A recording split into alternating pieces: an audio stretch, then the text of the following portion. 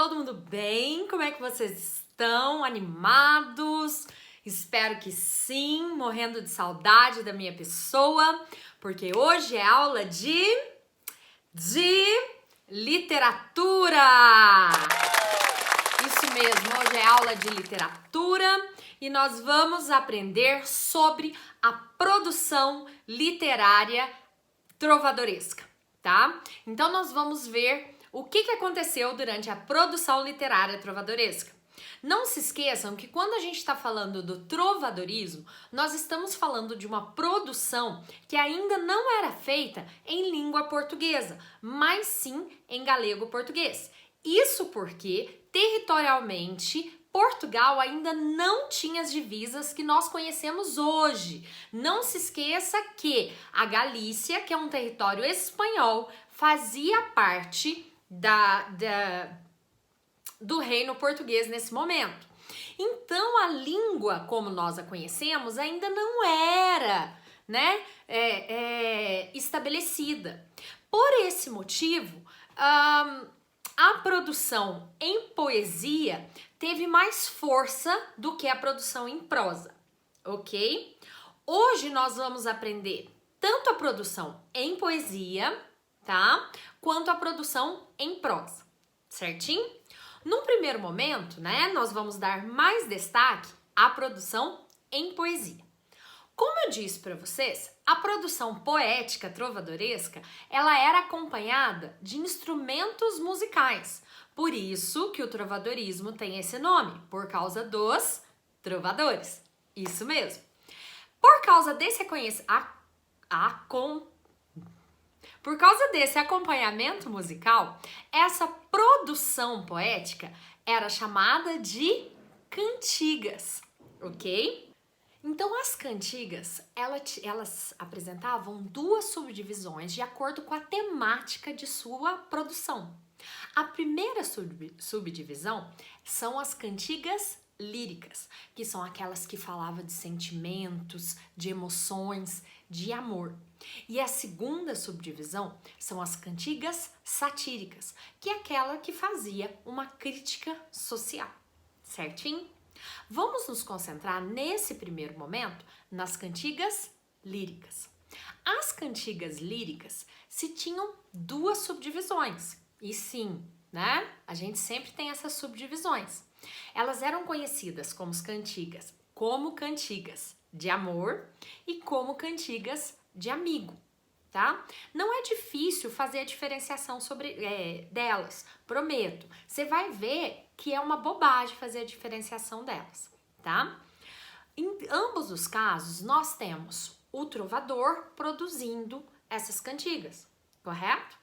Mas na cantiga de amigo, tá?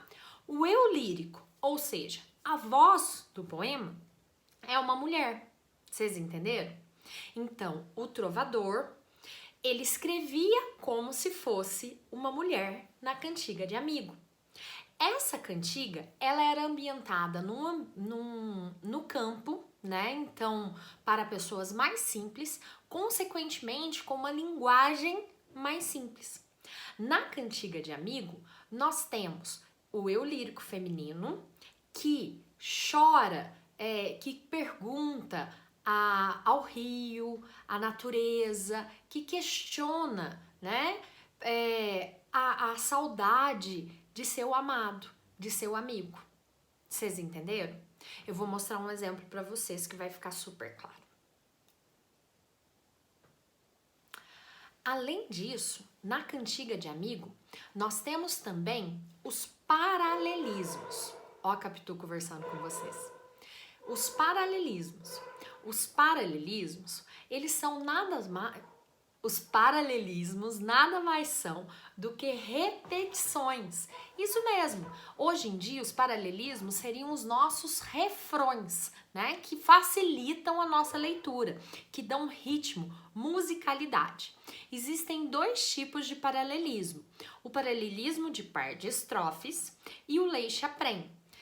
Agora, eu vou sair daqui, vocês vão parar de ver a minha cara linda e eu vou mostrar como é que funciona esses dois paralelismos. E vamos lá, pessoas, aqui nós temos uma estrutura de uma cantiga em galego-português. Vamos dar uma lida.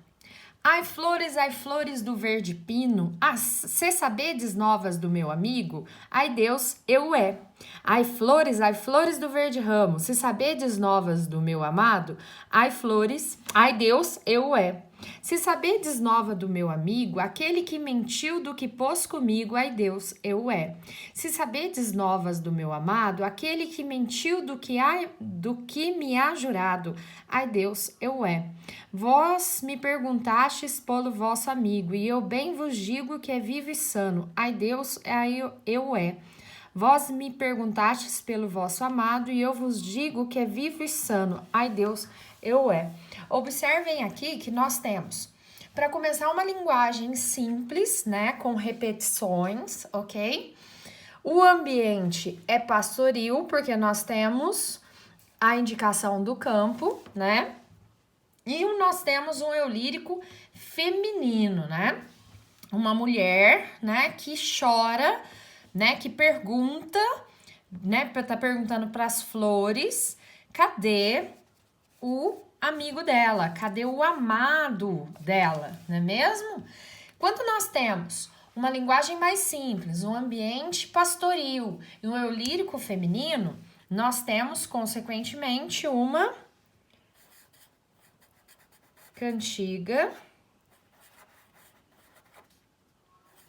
de amigo. Só que há uma outra característica da cantiga de amigo que não está sendo mostrada ainda, que são os paralelismos. Os paralelismos são como refrões, são repetições. Observem como o primeiro verso da primeira estrofe se repete no primeiro verso da segunda estrofe, e o primeiro verso e o segundo verso da segunda estrofe da primeira estrofe se repete no segundo verso da segunda estrofe. Observe como é que isso acontece depois também, ó. Isso daqui é chamado de paralelismo de par de estrofes, ok? Isso daqui dá musicalidade, ritmo ao texto. Só que além desse paralelismo, nós temos um outro, eu não sei se vocês perceberam, que o segundo verso da primeira estrofe repete no primeiro verso da terceira estrofe. Vocês perceberam isso? Ó, observa que isso acontece aqui de novo, ó. Tá vendo? Isso daqui é chamado de lei Chapren. Esses paralelismos só aparecem na cantiga de amigo, não aparecem em nenhuma outra cantiga, ok? Vocês viram que bobagem? Super fácil, né? Então, a cantiga, para ser de amigo, ela tem que ter um eu lírico feminino, uma ambientação rural, uma mulher chorando pelo seu amado que partiu em viagem, paralelismo de par de estrofes e lei Chapren. Tranquilo? Ok? Vamos passar agora para a cantiga de amor. A cantiga de amor tem um eu lírico masculino. Esse eu lírico masculino geralmente é um soldado, tá? Que se apaixona por uma mulher de um status social mais elevado que ele. Geralmente a mulher do seu comandante ou do seu sucerano. Ele sabe que esse amor nunca vai se consumar e ele tem certeza que isso não vai acontecer. É um amor platônico. Então, é uma coita amorosa, é uma relação de vassalagem amorosa. Inclusive, o amor dele vem nessa certeza de que ela nunca vai dar atenção para ele. Vocês entenderam? Ela é intocável. E esse eu lírico masculino, ele declara o amor por ela e fala que sabe que ela nunca vai dar atenção para ele, ok? Por ser ambientado nos palácios, A linguagem da cantiga de amor é mais rebuscada e não tem a presença de paralelismos. Observe o exemplo que eu vou mostrar para vocês. Bom, meus amores, então vamos começar observando a cantiga de amor. Essa daqui está em galego-português, na realidade todas as cantigas que nós vamos olhar tá em galego-português, né? Mas observem lá. Estes meus olhos nunca perderam, Senhor, gran coisa mentir eu vivo for. E direi-vos, fremosa, mais minha Senhor, e deixe meus olhos a coita que choram e cegam quando alguém não vem, e ora cegam por alguém que vem. Observem que ele tá falando que os olhos dele nunca viram algo tão lindo quanto ela, quanto a formosura dela, da minha senhor, né? Esse minha senhor é a senhora por quem ele tá apaixonado, né? É essa pessoa por quem ele tá apaixonado. E essa pessoa por quem ele tá apaixonado, ela nunca olhou para ele, né? Ela nunca deu essa atenção para ele. E olha que interessante, que ele está cego por alguém, tá vendo? Ele não vê ninguém. Então, isso, né? Esse amor, essa vassalagem, totalmente essa entrega, né? De um homem por uma mulher, faz com que essa daqui seja uma cantiga de amor. Ok? Observem como nós temos a separação em 3 estrofes, ok? E nós não temos paralelismos, ou seja, nós não temos a presença de refrões, né? Nós temos uma linguagem mais rebuscada, nós temos o eu lírico masculino declarando o seu amor por uma mulher que não dá atenção para ele. Olha lá, ó, eu nunca já poderei haver bem, pois que amor já não quer, nem quer Deus.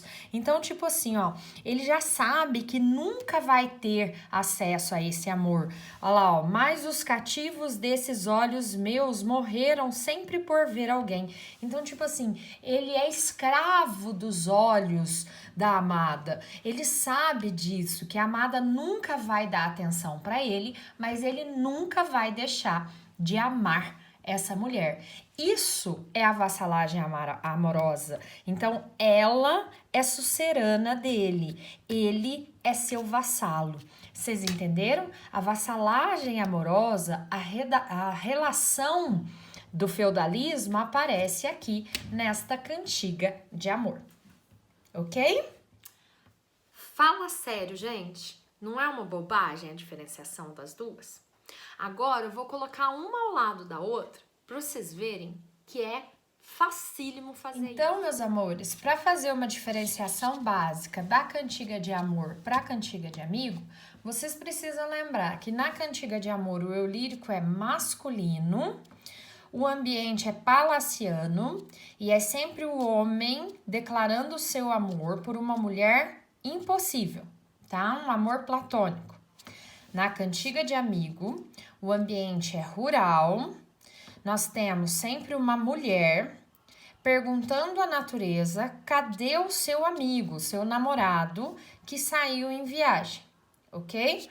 Além disso, a linguagem é mais simples e nós temos a presença de paralelismos, certinho? Fácil demais, né, gente? Quando a gente coloca uma ao lado da outra, as diferenças entre as cantigas de amor e as cantigas de amigo ficam mais claras ainda. Por quê? Todas as cantigas de amor têm a mesma estrutura e todas as cantigas de amigo também têm a mesma estrutura. Então é muito fácil fazer essa identificação. Ok? Podemos passar para o próximo tipo de cantiga? Tudo bem? As cantigas satíricas são aquelas que promovem uma crítica social. Elas também são produzidas por trovadores, tá? E elas tinham a intenção de divertir os ambientes palacianos, tá? Elas têm também subdivisões, sendo apresentadas em cantigas de escárnio e cantigas de maldizer, ok? Os dois tipos de cantiga fazem uma crítica a alguém, a uma pessoa. Só que nós temos diferença sobre a forma como essa crítica é feita. Vocês querem ver?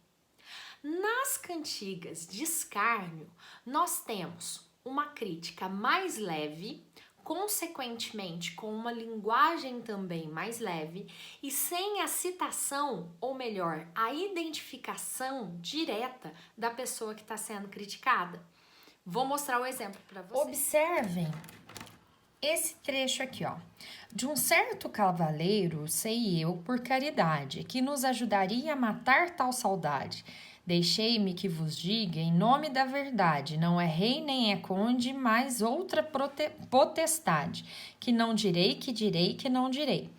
Observem que aqui há uma insinuação, há uma crítica indireta, não é? Nós temos uma crítica indireta, uma insinuação sobre a índole desse certo cavaleiro, não é? Essa insinuação, essa crítica é feita de maneira mais leve, de forma indireta. Isso quer dizer que essa cantiga aqui, ó, é uma cantiga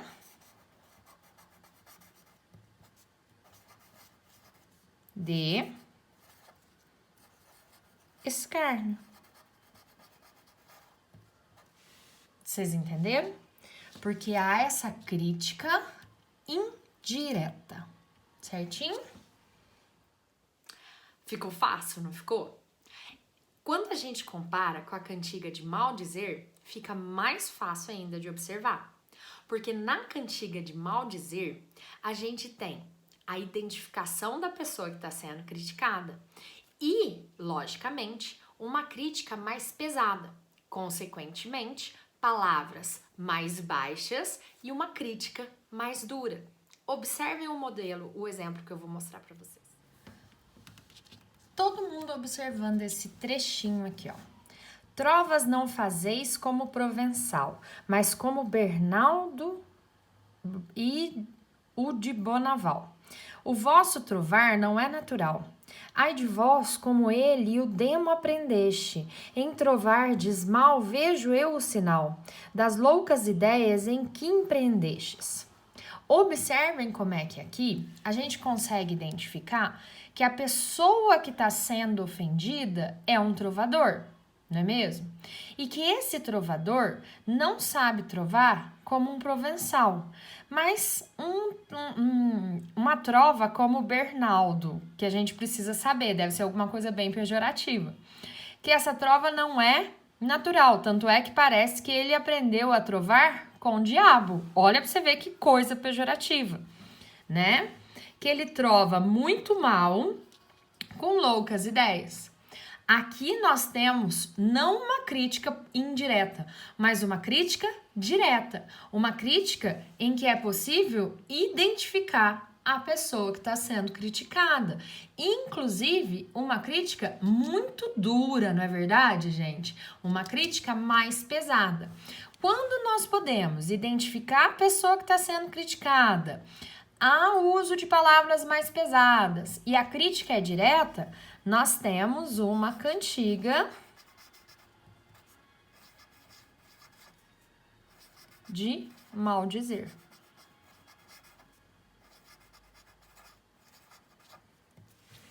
Certinho? Fala sério, gente. Fácil demais de identificar as duas. Ficou muito, muito tranquilo agora.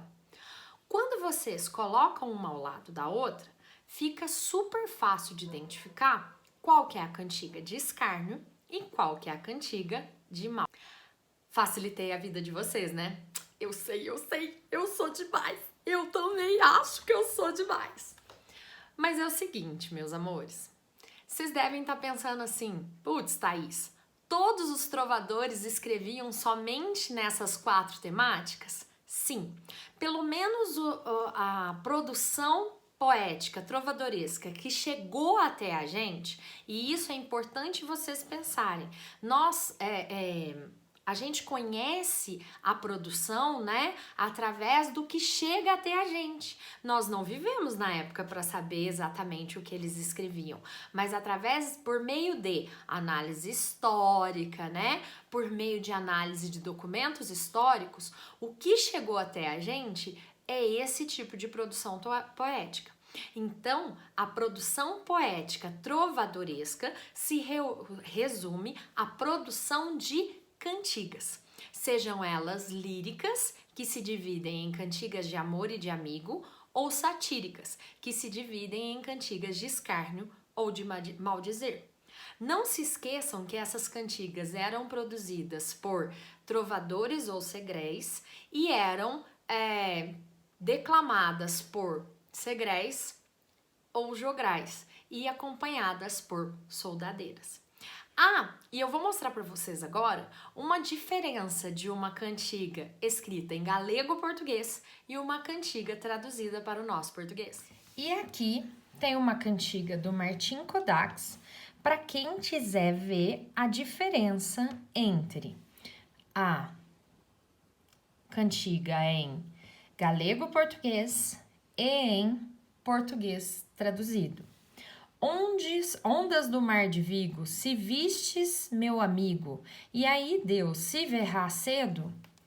Ondas do mar de Vigo, acaso vistes, meu amigo? Queira Deus que ele venha cedo.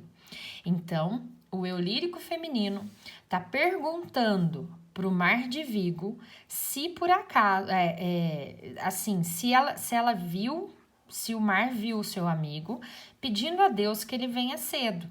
Vocês entenderam? Olha lá, ó. Ondas do mar levado, se vistes o meu amado, e aí Deus se verá cedo? Ondas do mar agitado, acaso vistes meu amado? Queira Deus que ele venha cedo. Observem que, mesmo tendo sendo escritas há mais, deixa eu ver, 1000 anos atrás, pelo menos, nós conseguimos identificar o que está escrito porque ela está em galego-português, que é a língua que deu origem ao nosso português, ok? Vocês conseguiram perceber como é que a linguagem é bem diferente, mas que ao mesmo tempo nós conseguimos perceber a raiz de palavras que usamos hoje? Isso porque o português arcaico, o galego-português, é a língua que deu origem ao nosso português. Tranquilo? Ok? Agora, nós vamos falar da produção em prosa trovadoresca. Como eu disse para vocês, a produção em prosa, ela estava muito menor, ela era muito menor do que a produção poética. Isso porque a língua ainda não tinha se desenvolvido. Além do que, gente, o estudo, né, a alfabetização e, consequentemente, a leitura era algo... Agora é o Aladim que tá conversando com vocês. Eu vou pro céu. Eu não consigo gravar vídeo sem que os meus cachorros conversem com vocês ou que os meus sobrinhos venham correndo, né? Mas a produção em prosa, ela não se alavancou da mesma forma do que a poética, porque, gente, a leitura, né, a alfabetização era direito de poucas pessoas nesse momento. Vocês têm que entender que poucas pessoas tinham acesso à educação. Então, poucas pessoas, consequentemente, sabiam escrever e sabiam ler, ok? Mas a produção em prosa se divide em 4 tipos, ok? O primeiro tipo dela, que é o tipo ficcional, por assim dizer, são as novelas de cavalaria. Essas novelas de cavalaria são contos, né? Contos mais longos, baseados em lendas tradicionais da região. As novelas de cavalaria se dividem em 3 tipos.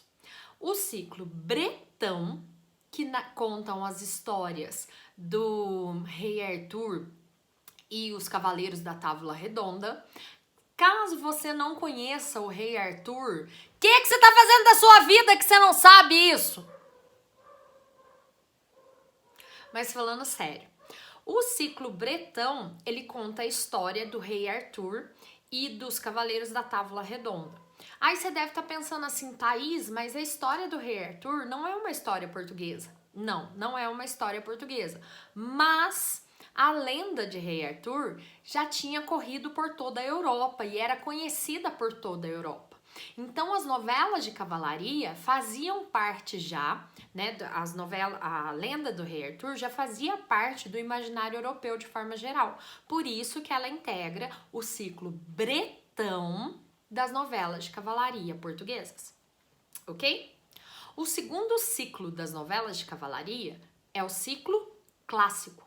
No ciclo clássico, nós temos a narração das histórias clássicas greco-romanas.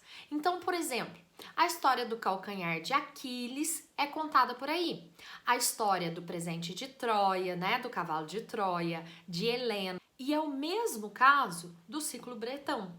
São histórias que já faziam parte do imaginário europeu de forma geral. Então, em Portugal, em galego-português, elas foram descritas, certinho?